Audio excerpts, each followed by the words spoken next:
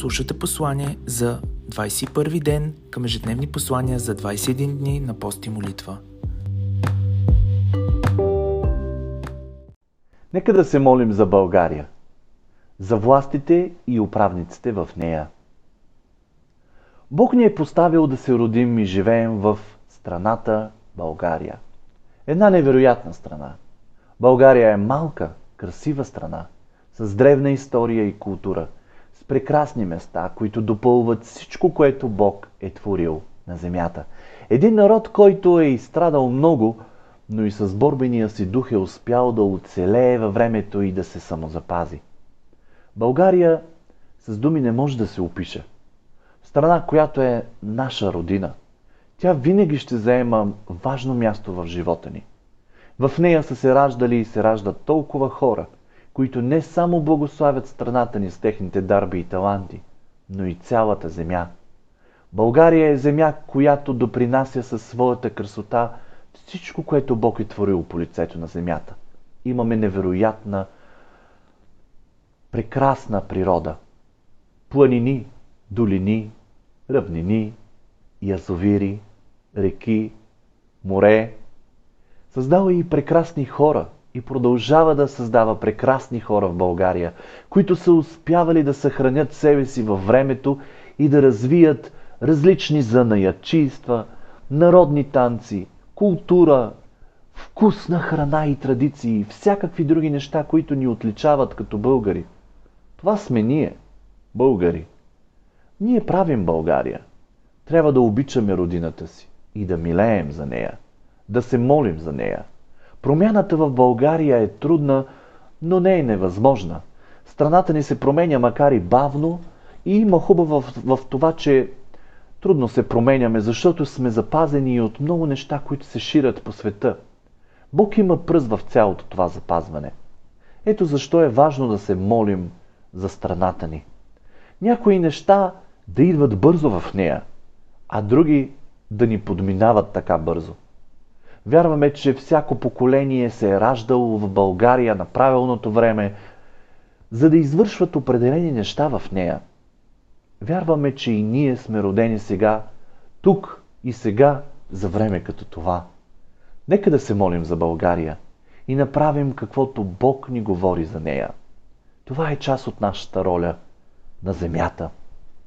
Апостол Павел в 1 Тимотей 2 глава, 1 и 2 стих ни насърчава: и тъй, увещавам ви преди всичко да отправяте молби, молитви, прошения, благодарения за всички човеци, за царе и за всички, които са високо поставени, за да поминем тих и спокоен живот в пълно благочестие и сериозност.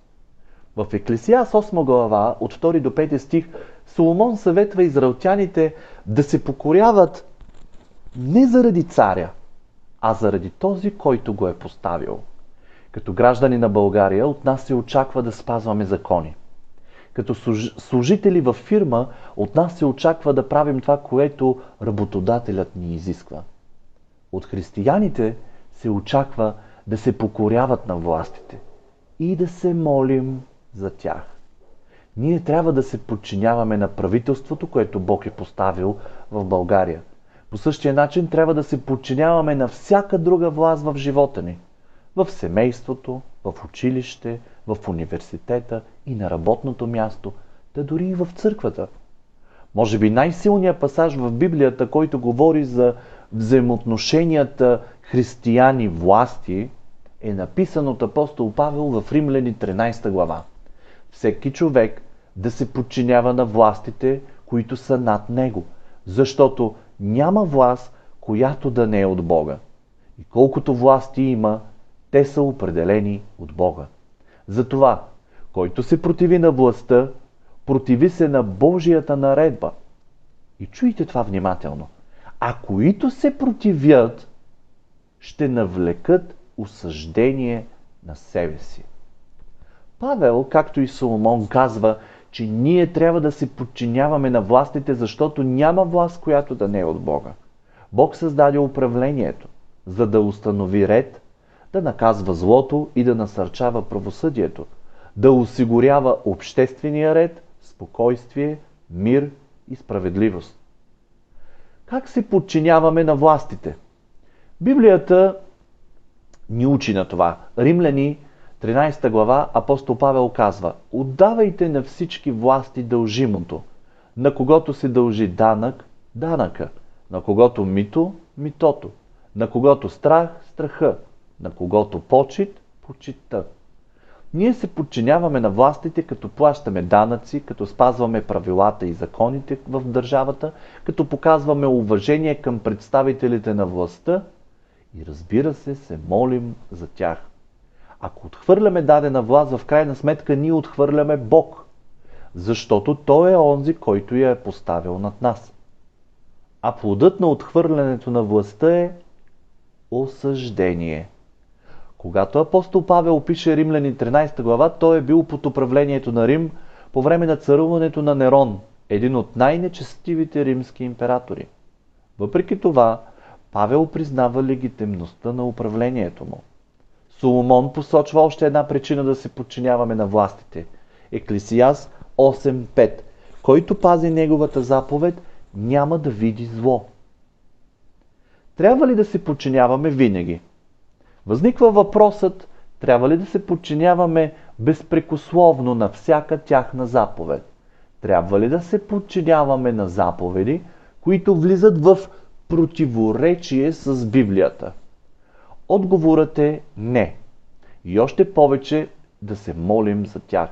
Ние не трябва да се подчиняваме на заповеди, които противоречат на писанията. Всяко управление се състои от хора, а хората са грешни и правят грешки.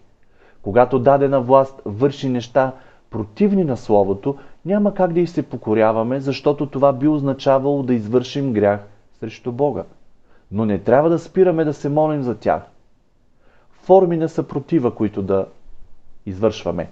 Някои хора не се свенят да обиждат властимащите, дори по медиите, и така печелят, за съжаление, наказание за съдния ден, казва апостол Павел във 2 Петрово, 2 глава, 9 стих.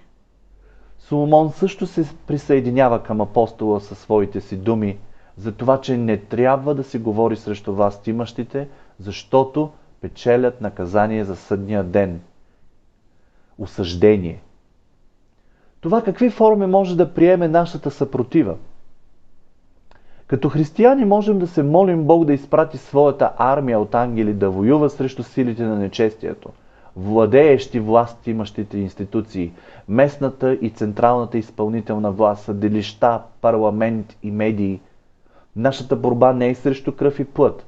Ето защо не трябва да се съсредоточаваме върху хората и онова, което правят, а срещу началствата, срещу властите, срещу световните управители, които използват тези хора, защото тези управители са управители на тъмнината срещу духовните сили на нечестието в небесни места.